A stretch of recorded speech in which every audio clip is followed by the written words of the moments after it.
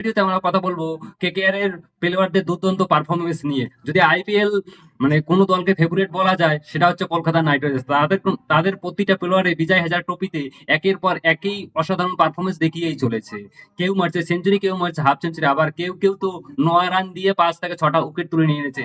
যদি এই পারফরমেন্স ধরে রাখতে পারে তো 2025 আইপিএল এ কেকেআর চ্যাম্পিয়ন হতে কেউ আটকাতে পারবে না। তো চলো আজকের ভিডিওতে সমস্ত বিস্তারিত জেনে নেই। তবে তার আগে তুমি যদি কেকেআর কে মন থেকে ভালোবাসা থাকো, ভিডিওতে একটা লাইক দিয়ে যাবেন, চ্যানেলটাকে সাবস্ক্রাইব করে দেবেন। তো চলো এবার ভিডিওতে যাওয়া যাক। প্রথমেই বলি বন্ধুরা বরুণ চক্রবর্তীকে নিয়ে। বরুণ চক্রবর্তী এখন দুর্দান্ত ফর্মে রয়েছে।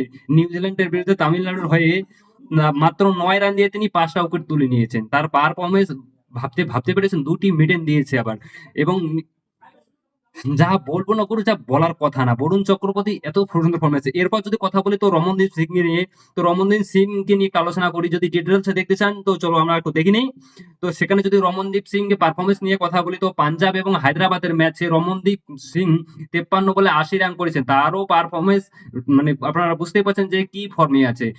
কেকেআর এর দ্বিতীয় রাসেল রমনদীপ সিং কি বলা যায়। 3 নম্বর কথা বলবো অনুকূল রামের ফর্মে। অনুকূল রাম 52 রান করেছেন এবং বল হাতে 10 ওভারে 37 রান দিয়ে একটা উইকেট পেয়েছেন।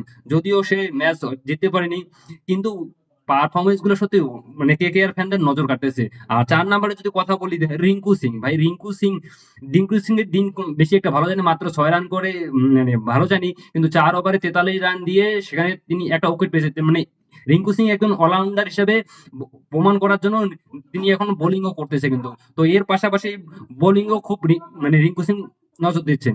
আর কেকেআর এর ক্যাপ্টেনও হতে পারে রিঙ্কু সিং।